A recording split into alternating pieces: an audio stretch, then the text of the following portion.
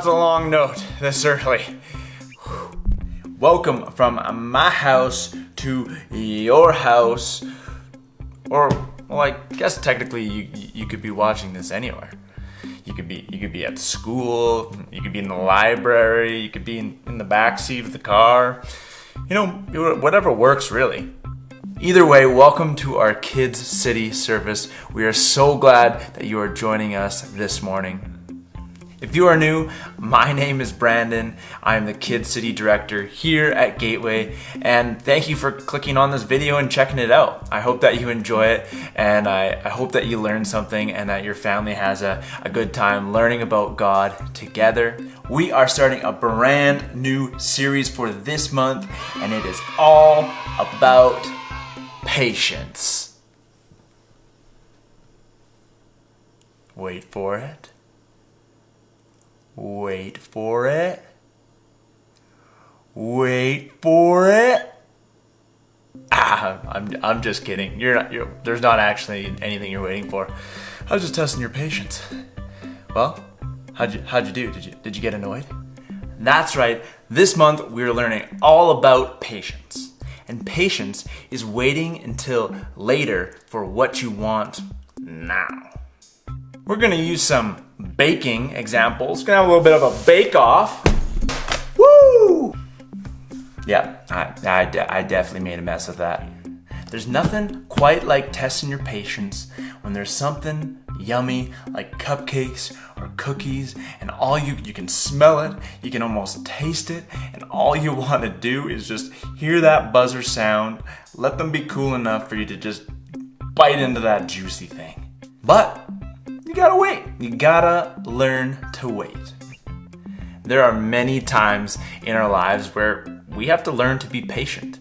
And it's not just about the little things like waiting for cookies or waiting for our birthdays or anything like that.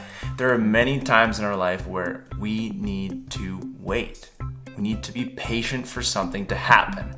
And God can help us be patient. He can give us the strength to wait, but also to trust Him, to think about Him, to ask Him for a help, to talk to Him when we need to be patient, and He will come right alongside you and help you with the waiting. Maybe you're waiting for something difficult at school to be over, or maybe you need to make a decision about something, about sports or school or family, or how to treat your brother or sister. All of these things require some sort of patience. Sometimes when we rush something or we aren't patient, we end up getting ourselves into trouble. When we could have waited, asked God for help, and in doing so, knowing that He's got the better plan, and we rely on His strength, things always work out better. So this week we're going to look at a Bible story of someone who had to wait a really, really, really, really long time. But first, let's check out this month's memory verse. Wait for the Lord. Be strong and don't lose hope. Wait for the Lord. Psalm 27:14. All right, let's check out this week's Bible story, and we're actually going to watch the intro to this series. So I introed the series, they're going to intro the series, and then we're going to watch the Bible video. You're going to be double ready. You're going to know twice as much about patience today.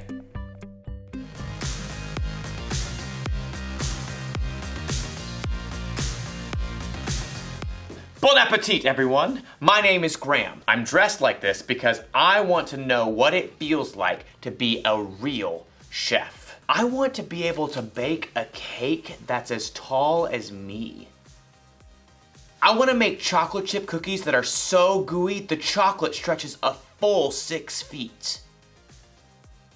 I want to understand what fondant is. Fondant? Fondant? I want to be able to say the word fondant. But like most things in life, becoming a real chef takes time. It takes patience. Patience is waiting until later for what you want now. And I know a thing or two about patience. I signed up for a baking class 6 weeks ago that wasn't supposed to start until today. So I have to wait. And today I found out that the class has been postponed for another 2 weeks because our teacher is sick. It looks like she's going to be okay, but still, I have to wait some more. So now I'm wondering, what if I never get to go to class? What if it gets postponed again and again and again? What if it stays this way forever? The longer I have to wait, the harder it gets. If only there was some way to make the waiting not feel so hard. Maybe there is a way. In today's story, we'll learn about a guy named Simeon who had to wait a long time for God to keep his promise. But Simeon didn't have to wait alone. So, I guess I'll see you soon. I'll just wait here. Oh man, I could really go for one of those gooey chocolate chip cookies right about now. Chocolate. The Bible. It's 66 books of history, stories, letters, and poetry that fit together to form God's one big story. The epic adventure of how He created us and loves us so much that He made a way to rescue us. As we travel through the Bible, from Genesis to Revelation, we discover people who met God and found their lives changed forever. Now, for an amazing story, inspired by the book of Luke, chapter 2, verses 25 through 35. The birth of Jesus was unusual in many ways. He entered the world in a shelter with the animals and was celebrated by an entire host of angels. Glory to God in the highest. But Mary and Joseph cared for Jesus as with any child. When he was about 6 weeks old, they prepared to present him to the Lord at the temple. The law says we must offer a sacrifice of 2 pigeons. Or doves. How is he 6 weeks old already? But as Mary and Joseph set out for Jerusalem with their firstborn son, someone was already waiting for them, a man named Simeon, and their stories were about to collide. Simeon had grown up in Jerusalem, faithfully worshiping God. He prayed daily. Lord, help me understand your law. Help me serve you with my whole life. Simeon would have studied the scriptures, words from the prophets from hundreds of years before. The people who are now living in darkness will see a great light. They are now living in a very dark land, but a light will shine on them. What light, Lord? Over the years, Simeon continued to pray, to worship, and to seek God in the temple. God's Holy Spirit was with him. And one day, the Spirit made Simeon a promise. You will not die before you see the Lord's Messiah. Me? With my own eyes? Thank you, Lord. Simeon believed the promise and waited in joyful expectation. Will it be today, Lord? Simeon waited some more. Will it be this year, Lord? And then he waited still more. How about this decade? We aren't quite sure how long Simeon had to wait, but when his hair turned snow white, he was still waiting. Soon, Lord. Today, at last, Simeon received a new response. The temple courtyard? I'm on my way. Where's my cloak? My walking stick? God's Spirit led Simeon straight up to the Temple Mount and into the courtyard. Simeon stood in the center of the courtyard, allowing the voices to wash around him. He wasn't quite sure what he was looking for, but he knew God would reveal it to him. A baby? Simeon turned quickly to see a young couple nearby. The man carried a pair of doves in a small cage, the usual sacrifice after a child was born. The woman cradled a tiny baby in her arms. Joseph, where do we go? Excuse me. Both the man and the woman looked up quickly. May I hold the child? Well, all right, yes. Simeon took the child gently into his arms. In the eyes of this infant, he saw the face of God, the rescuer, God's promised Messiah. His name is Jesus. Overwhelmed, Simeon turned his gaze toward heaven. Lord, You are the king over all. Now let me, your servant, go in peace. That is what you promised. My eyes have seen your salvation. You have prepared it in the sight of all nations. It is a light to be given to the Gentiles. It will be the glory of your people, Israel.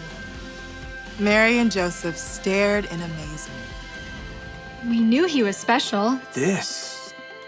Simeon looked down at the child, then glanced up at Mary and Joseph again.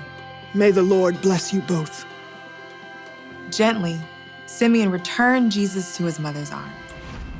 After a lifetime of waiting, Simeon was overjoyed to see the fulfillment of the promise God had given him so long ago.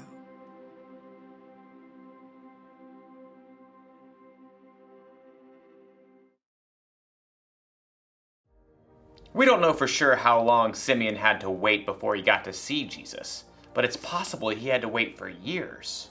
We usually don't have to wait years for something to happen, but sometimes when we're waiting, it can feel like years. Sometimes it can feel like forever. Like when you're waiting for your birthday or Christmas, or when you're waiting to feel better while you're sick. I know it's hard to wait, but here's the good news. You don't have to wait alone. God is with you. He knows what you're going through. He knows what the whole world is going through, and He knows how it will all turn out. So talk to God. Put your trust in Him. He's going to be with you through everything. In fact, God will be with you forever. So, that's the one thing to remember today. When you have to wait, remember God is with you. I still have to wait for my first baking class. Maybe it'll happen in 2 weeks, maybe longer. But no matter what, I won't be waiting alone. God will be with me. I'll see you next time. Hopefully I'll have some gooey chocolate chip cookies for us to try by then. I wonder if the goo will stretch from me to you. I can't wait to find out. See you then.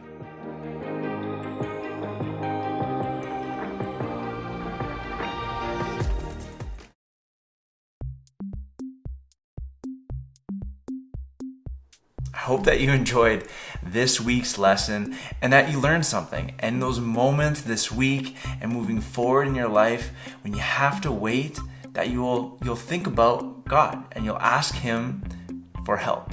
He will give you strength, and you can trust Him with what's next and what's going to happen with whatever that you need to wait for. And I think it's really important. It's been about a year since life has looked a whole lot different, and we'd really like for it to go back to normal so we can meet with our friends, so school is normal again, and so everything we just like it to reset. But God has a plan, and we can trust Him with our lives. He can give us strength to be patient and to wait, knowing that He's going to work it all out. So there are a few ways that you can go further with this lesson. Linked down below is a parent guide for this week's lesson. You can follow that and talk about it. There'll be a couple questions and some prompts for you. There's also some daily devotionals for this week that you can look at each day with your kids and learn more about patience and what that looks like in our daily lives. There's also a pre-K video lesson and a coloring page that talks about serving and learning about how we can serve and help other people. All of our past lessons are available at gcchurch.ca. Head on over there and you can check them all out. I hope that you have an awesome week, and we'll see you next time. Bye!